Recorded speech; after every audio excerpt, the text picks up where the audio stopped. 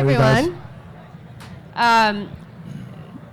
So we're here with these two gentlemen who are a part of the VCR group, which very notably launched something earlier this year called the Flyfish Club, which is an NFT membership club for an exclusive restaurant that's going to be opening.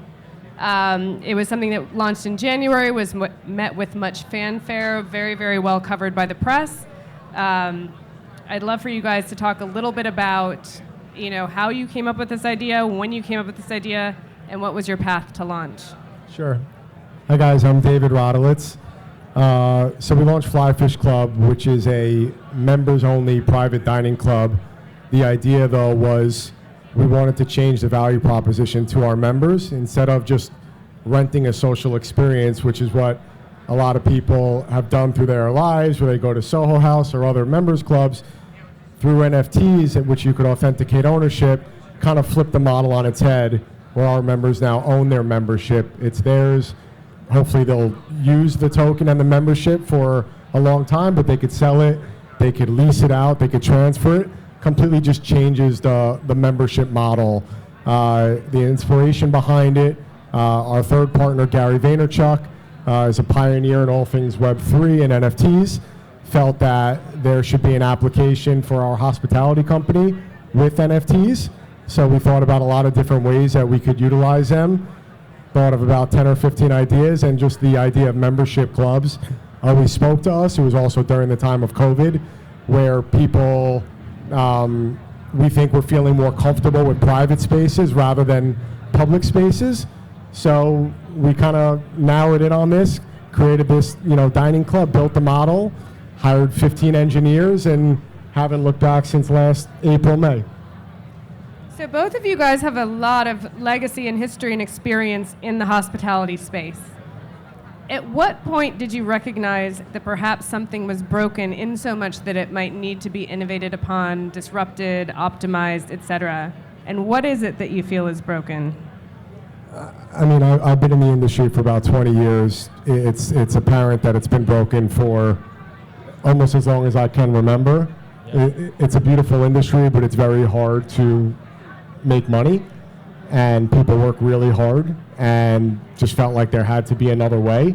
So through NFTs, we kind of had that aha moment because of the different ways you could generate revenue. There was the NFT sale, or the minting, which generated a significant amount of revenue for our business. Then through the smart contract, you could write yourself into that smart contract in a royalty-based model. And then the third lever is just restaurant EBITDA, or essentially our revenue exceeding our expenses. So normally, in a traditional restaurant model or hospitality model, you only focus on that third lever, and you put in all this time, you raise money, you design a restaurant, create a concept, put in all this work, hire 50, 100 people, and hope to squeeze out 10, 15% margin. Through NFTs, we now have 3 levers, which changes the model for our business, and we believe that it will allow us to be more hospitable to the consumer at the end and less transactional, because we don't have to just rely on that last tier. Right. And for those of you that aren't familiar with hospitality and why it's broken, just in the last 20 years, the bottom line margins have just almost shrank to nothing between rising costs of goods and rent and labor. We're very passionate about being in the hospitality space. I've been in the space for 22 years, and we just wanted to recreate a new way to then leverage technology to create more of a sustainable business. So for anyone here who's new to NFTs and to this model, in terms of how to look at this, it's not exactly the same thing as perhaps having equity in the restaurant itself. However, if the value of the NFT matures over time, that is a value that is also returned directly to the holder. If they choose to sell it or transact upon it, I think the difference is that you look at a traditional membership club, whether in New York we have plenty of different private members clubs, whether it's a social club, whether it's a country club, you pay an application fee, you have to be vetted, and then you pay you're essentially leasing that membership, right? So each year you pay your renewal fees. You can't sell it, you can't do anything else with it. Whether you choose to use that membership or not, you've paid for it. In our sense, we set the initial mint price, and we sold memberships. You now own it as an asset. You could pass it on to the next generation. You could use it, you could sell it, you could lease it, you could monetize it. We don't determine the value proposition on the secondary market. The secondary market does. Right. And so far the secondary market has liked it, but you guys are Yes. actually conscious to not turn this into a speculative asset, as many people have come to understand NFTs. Yeah, our members don't own anything but access, right? It's Right. their membership. You still pay for food and beverage. We're not selling a speculative crypto investment. This is not about a floor price. This isn't about a collectible. Last year everybody was talking about collectibles, punks, apes, rocks, whether this picture is worth $500,000. We're not saying it is or it isn't. Right. I'm a collector personally, but that's the opposite of what Fly Fish Club's intent is. The entire project, when everybody was thinking about collectability, was utility for us. Yep. Access and utility.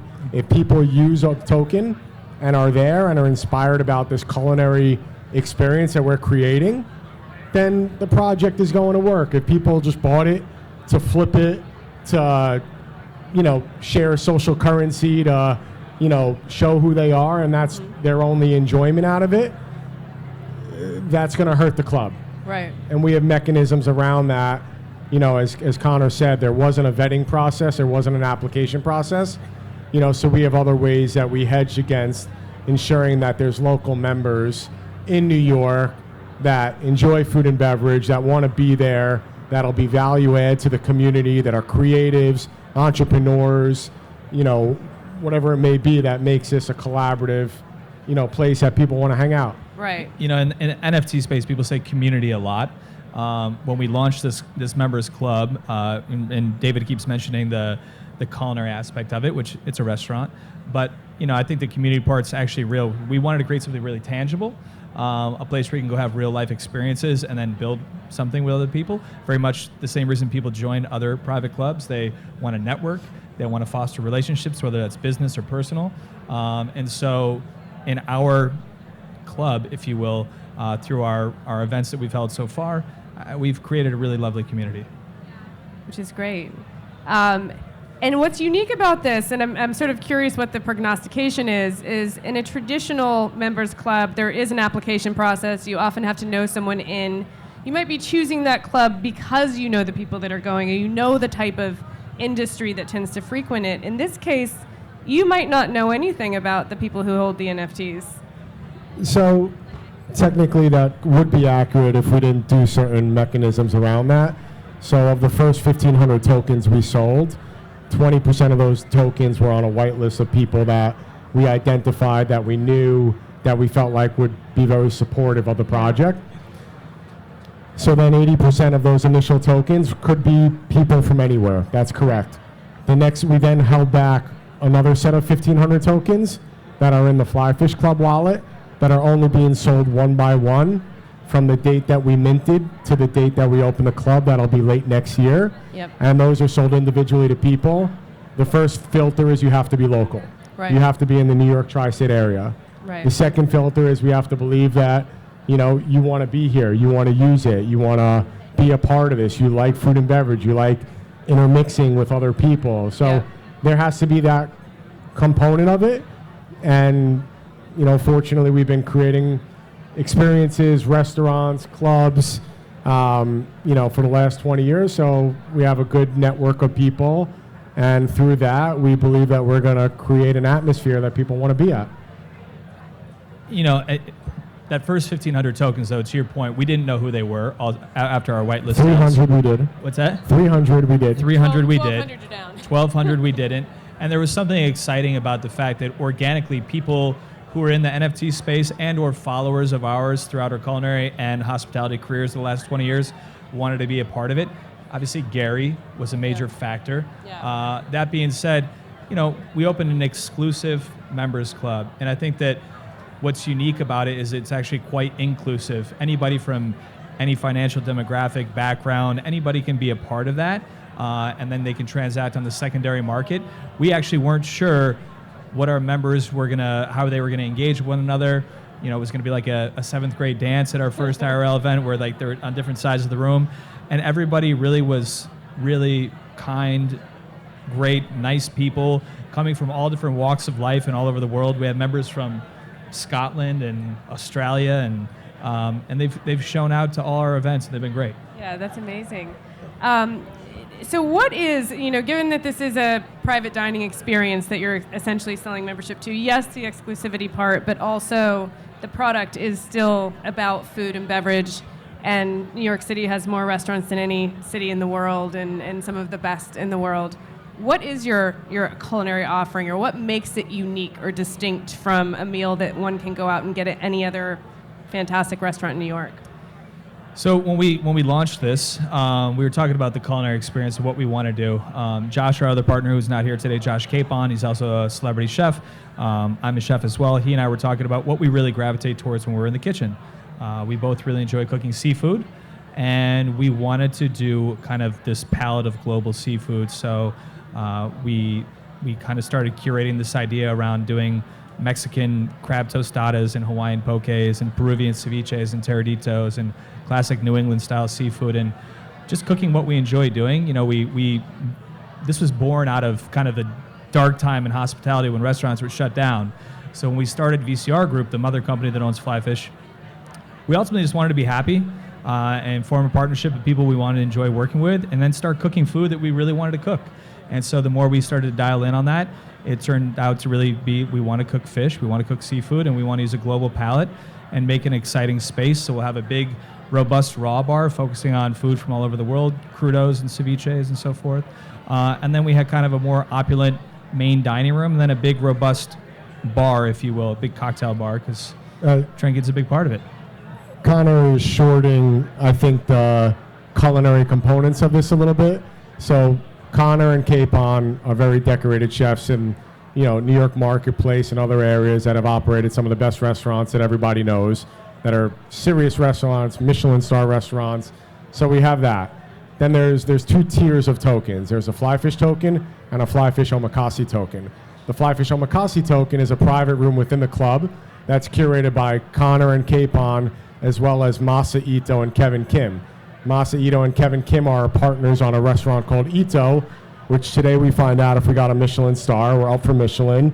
And previously they both received Michelin stars at the other sushi restaurants that they were running. So in a humble way, I'm trying to be humble about it, but we have chef superpowers coming together on top of extreme levels of hospitality. We want to go above and beyond for our guests. We want to take care of people. We believe we're all fun, happy guys. We believe in this. We're passionate. We want to take care of our guests one by one. And then the last part is the financial model that will allow us to do certain things that traditional restaurants aren't able to. I co-founded a group called MPAON, and we've got 5 restaurants more in the works right across the river, and it's an amazing restaurant group, but there's certain things that you can't do because the margins are so small. Right. So we might be able to employ that better manager or secure a better space or not forward all the food costs onto the consumer because we have a little bit of a buffer on our financial side of generating revenue. Right. So we think between those different tiers of extreme hospitality, beautiful chefs that are very decorated at their craft, that are behind some of the best restaurants in the area, on top of this revenue model that we've created, we think we have a little bit of an advantage to be able to provide something better to the consumer. Yeah, to be fair, we're not Web3 people that jumped into the restaurant space. We're restaurant people that jumped into the Web3 space. Yeah, well put. And so, as veterans of the restaurant industry, how was this move received by your peers in the industry? I think a lot of people were in awe about what happened and how quickly the revenue was generated and another way to potentially go about a business model. I think all of our peers, generally, we've been in the same sandbox, and it's been challenging. And, there have definitely been some copycats since then. And I'm a little concerned about that. I think a lot of people in Web3 or NFTs jump in. They think that they're going to, put the 3-letter word on it. It's going to create a lot of FOMO and excitement, but there's really no value underneath that. I get worried about that. I think everybody's seen what's happened in the last 6 months, which Gary has passionately shared would likely happen, that 98% of the projects are going to go to nothing. That has happened. Most project has lost value since we've minted. even in the darkest days of NFT and crypto right now, our project is well above mint price.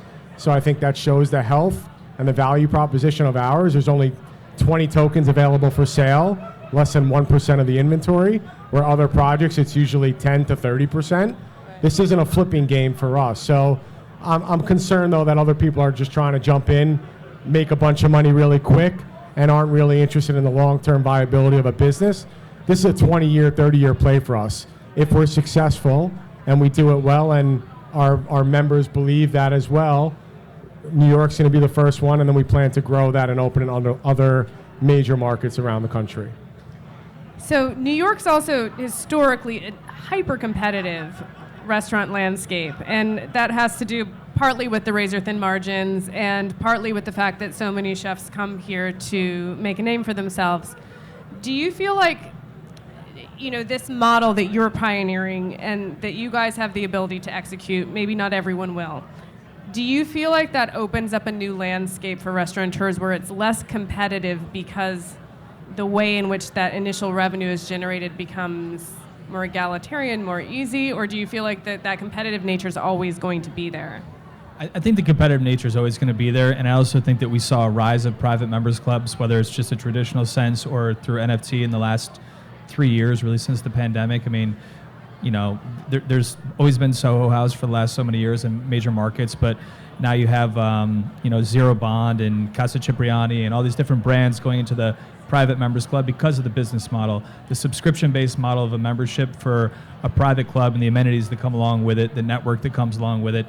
Whether people choose to do the same model that we did with an NFT, to David's point, a few other people in other markets are venturing out saying that they were going to do it.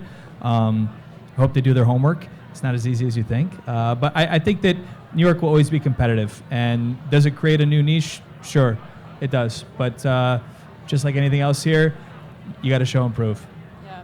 And there are other applications with blockchain technology, which is fundamentally the underlying technology that powers NFTs, but powers a lot of other things, including supply chain technology. So what are some of the other applications of blockchain that could be introduced to the restaurant space that would help to innovate, that would help to optimize, that would help to create efficiencies that might actually give restaurants a better chance and consumers a better experience? I was just listening to the last panel up here speaking. They were talking about payroll and how to manage payroll through Web3, which I think is an exciting thing within the restaurant space. I've been in communication with Mark Kaplan of Invisible Seafood. He is using blockchain to essentially prove traceability in the seafood market, so that he's been able to actually bust a lot of people who are saying they're selling sustainable and traceable seafood, because he's able to go on the Etherscan and track every port where the fish is coming from and who's been essentially selling it from port to port. So I think that the blockchain ultimately shows proof of contract, proof of traceability.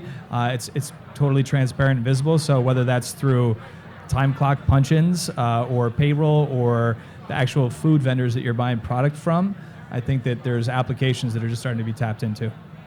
So for example, if you go to a seafood market, you are being told that your fish is coming from this point, and often we know a lot of fish that show up on market aren't actually coming from where they say they're coming from. We don't always know, are they wild caught, are they farmed? So in a scenario like this, fish specifically, because that's your thing, would you say that that sort of traceability is going to not only be helpful to a chef who's purchasing the ingredients, but also to the end user, the client who's receiving them? I think globally it's helpful, specifically when we talk about fish and seafood, because we tend to overharvest globally. Most fish is overharvested throughout the whole world, so we're running out of options at this point. I know people don't really like to focus on the negative of things, but that's the reality. A lot of countries are overharvesting, and then you have these parameters on harvest, right? So people tend to falsify their harvest weights of fish daily because companies want to continue to produce money. So the blockchain also holds people accountable, not just through the supply chain, but the actual total yield of what's being harvested to help control population. Which is pretty cool. And so what have you guys found, for anyone who's out here thinking, I might want to adopt this model, or I might want to explore this model, or I might want to join the Fly Fish Club because it sounds pretty amazing and you have Masa, and for the uninitiated, probably the most iconic sushi chef in the history of Manhattan. What would you say have been the biggest challenges, the biggest pain points, and what do you feel is the biggest risk that lies ahead for you? I would say the biggest challenges so far, twofold. The real estate selection for us for Fly Fish Club's home. You know, we did the minting well before securing the real estate. We're actually just securing the real estate as we speak right now, and that's about 8 months later.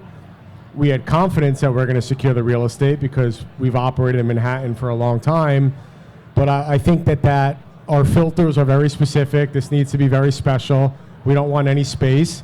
And the other curveball that happened throughout the year, you know, we were this very exciting, hot, innovative concept. So it went like this, and then crypto NFTs went like this. So as we were kind of 2 months into negotiations, into lease on 2 or 3 different spaces, deals got retraded, deals got taken off the table from us. We had to restart, and a lot of people didn't want to touch Fly Fish Club. That's just the transparent truth.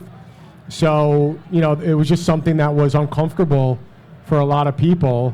We were looking at their trophy asset spaces, not like a space mid-block in the middle. We're looking at beautiful buildings, 15, 25-foot ceilings, 10,000 square feet.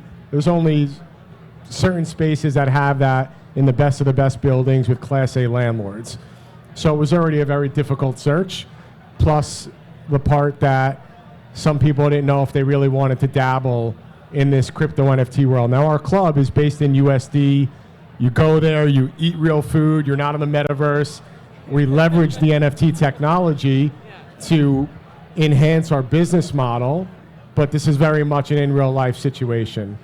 The other challenge I would say that we've dealt with is this NFT world is all based on transparency and communication, which we're all about. However, most of the projects are community-based projects that there's not an underlying asset or real business. It's really more about, you know, a community and an excitement and merchandise and jumping in a Discord and pumping up a project. And we have no intent to do that. We have to play that game a little bit to communicate with our members because they are in this world and we've decided to participate in this world. So we have an obligation, but we're operating all day, running restaurants in New York City, meeting with developers, have a team of engineers that we're building proprietary tech around, you know, social media managers. We've got a team of 20 people right now, you know, all day in meetings, on Zooms, negotiating, creating concepts, doing pop-ups. So the ability to just be in a Discord for hours talking about stuff that doesn't matter or a merch drop is not, we don't have the ability to do it, we don't want to do it, and we've gotten some rub from our community that might not really be in this for the long haul. Right. There's probably about 5%, I would say, of Fly Fish holders that are really just people that got excited, probably there was FOMO, they follow Gary Vaynerchuk, and they just bought the token. And that's fine. Hopefully over time, that whittles down to 0% because we need everybody that's a part of this club that wants to be there. So trying to manage those people's expectations and give them what they want while really trying to be authentic around what we're trying to do, which is an in real life, very progressive dining club. Amazing. It looks like we are out of time. Is there anything else? No, it's fine. Is there anything else you guys would like to share with the audience before we vacate the premise? If you're interested in Fly Fish Club, you could reach out to any of us. I'm David Rodolitz. Our website's flyfishclub.com. Instagram and Twitter is @flyfishclub. If you're compelled to get involved, you could go on the secondary market, which is OpenSea, which is the largest marketplace for NFTs. Fly Fish Club, it has a blue check mark to make sure you're getting from the verified one, because there's a lot of fraudulent Fly Fish Clubs out there. You can hit us up on Instagram, Twitter, reach out to me personally. I'll do my best to get back to you, you know, teach you guys about the club, and thank you for listening to what we had to say today. We appreciate it. Thank you so much. It was a pleasure. Yeah. Thank you, guys.